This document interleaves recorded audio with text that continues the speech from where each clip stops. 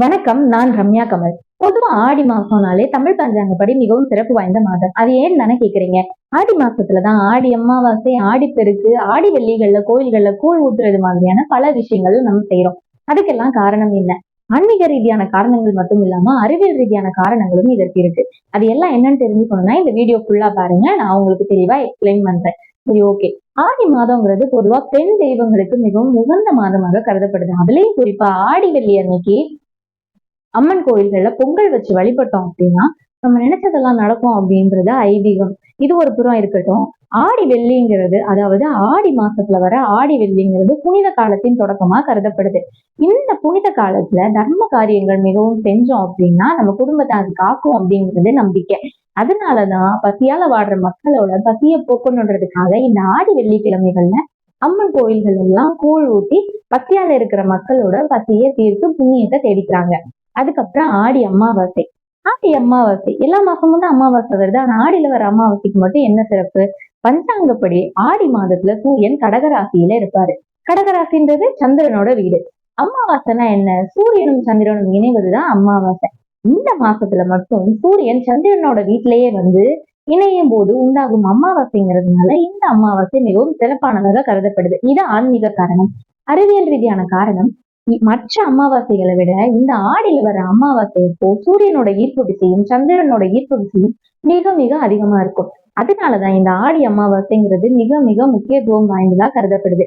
இந்த ஆடி அமாவாசை அன்னைக்கு தமிழ்நாட்டுல ஒரு பழக்கம் இருக்கு. இறந்து போன முன்னோர்களுக்கு தர்ப்பணம் கொடுத்து வழிபடும் வழக்கம் நம்ம தமிழ்நாட்டுல இருக்கு. தென் மாவட்டங்கள்ல இறந்து போன முன்னோர்களுக்கு வீட்லயே அவங்களுக்கு பிடிச்ச உணவு பண்டங்கள் எல்லாம் செய்து வச்சு வழிபாடு செய்யக்கூடிய பழக்கமும் இருக்கு. சரி, ஆடி பெருக்கு. ஆடிப்பெருக்கு அப்படிங்கிறது பொதுவா ஆடி மாசம் அப்படின்றதே வந்து மழைக்காலம் தான். இந்த மழை காலத்தப்போ நீர்நிலைகள்ல நீர்வரத்து அதிகமா இருக்கும். இந்த பெருக்கி வரக்கூடிய புதிய நீர்வளத்தை கொண்டாடும் விதமா கொண்டாடப்படுறதுதான் ஆடிப்பெருக்கு. குறிப்பா ஆடி மாசம் 18ஆம் தேதி தான் இந்த ஆடிப்பெருக்க கொண்டாடுவாங்க. இந்த ஆடிப்பெருக்கு கொண்டாடுற அன்னைக்கு மக்கள் எல்லாம் ஆற்றங்கரைகள்ல கூடி அங்க இருக்க நீரை தெய்வமா நினைச்சு வழிபாடு செய்வாங்க. இந்த ஆடிப்பெருக்கு கொண்டாடுற வழக்கம் இயற்கையோடு நம் முன்னோர்களுக்கு இருந்த நெருங்கிய பழக்கத்தை வந்து வெளிப்படுத்தும் விதமா இருக்கு. சரி, ஆடி மாசத்துல ஏன் திருமணம் செய்யக்கூடாது? இதற்கான ஆன்மீக காரணம் என்னன்னா, ஆடி மாசத்துல சுப முகூர்த்த தினங்கள் எதுவும் கிடையாது. முகூர்த்த தினங்கள் இல்லாத அன்னைக்கு திருமணம் செய்ய மாட்டோம். இது நம்ம இந்துக்களோட வழக்கம். இதுதான் ஆன்மீக ரீதியான காரணம். இதற்கு அறிவியல் ரீதியான காரணம் என்ன அப்படின்னா, ஆடி மாசத்துல கருவுற்றா குழந்தை பிறக்கிறது சித்திரை மாசம்.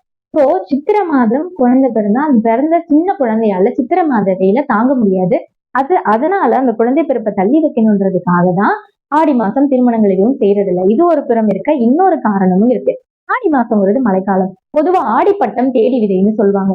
ஆடி மாசத்துல விதை விதைச்சோம் அப்படின்னா அடுத்து வரக்கூடிய 3-4 மாதங்கள் மழைக்காலம். அதற்குள்ள நம்ம விதைச்ச விதைகள் வந்து மிகவும் செழிப்பா வளர்ந்து நல்ல மகசூல் கிடைக்கும். எனவே நம்ம முன்னோர்கள் எல்லாமே பெரும்பாலும் விவசாய பெருங்குடிகளா இருந்தவங்க. அவங்க விவசாய தொழில ஈடுபட்டதுனால அந்த மாதங்கள்ல அவங்களால திருமணம் போன்ற நிகழ்வுகளை பெரும்பாலும் ஏற்பாடு செய்து நடத்த முடியாது. பொதுவாவே மழை காலத்துல ஒரு திருமண நிகழ்ச்சி நடத்துறது வந்து ரொம்ப சிரமம். இன்னைக்கு இருக்கிற வசதியிலே அது ரொம்ப கஷ்டமா இருக்கும் போது அன்றைக்கு இருந்த காலகட்டத்துல இருந்த வசதிகள்ல ஆடி மாசத்துல, அதாவது மழை காலத்துல திருமண நிகழ்ச்சி நடத்துறது மிக மிக கடினமான வேலை. அதனாலதான் நம்ம முன்னோர்கள் ஆடி மாசம் திருமணம் எதுவும் செஞ்சு வைக்கல. திருமணமான புதுமண தம்பதிகளையும் பிரிச்சு வச்சிருந்தாங்க. சரி, ஓகே. நம்ம முன்னோர்கள் என்ன விழாக்கள் கொண்டாடினாலும் அதுல ஆன்மீக ரீதியான காரணமும் இருக்கும், அறிவியல் ரீதியான காரணமும் இருக்கும். இனியும் நம்ம கொண்டாடுற எல்லா விழாக்கள்லயுமே அறிவியல் ரீதியான காரணம் என்ன இருக்கு அப்படிங்கிறத தெரிஞ்சுக்கிட்டு கொண்டாடணும் அப்படின்னா நம்ம உளமாற, நம்ம மனசார அதை ஏத்துக்கிட்டு அதை ஃபாலோ பண்ணுவோன்றது என்னோட நம்பிக்கை. உங்களுக்கு ஏதாவது டாபிக் பத்தி பேசணும்னு நினைச்சீங்கன்னா அதை கமெண்ட்ல சொல்லுங்க. இந்த வீடியோ உங்களுக்கு பிடிச்சிருக்குன்னு நினைக்கிறேன். மறக்காம லைக் பண்ணுங்க.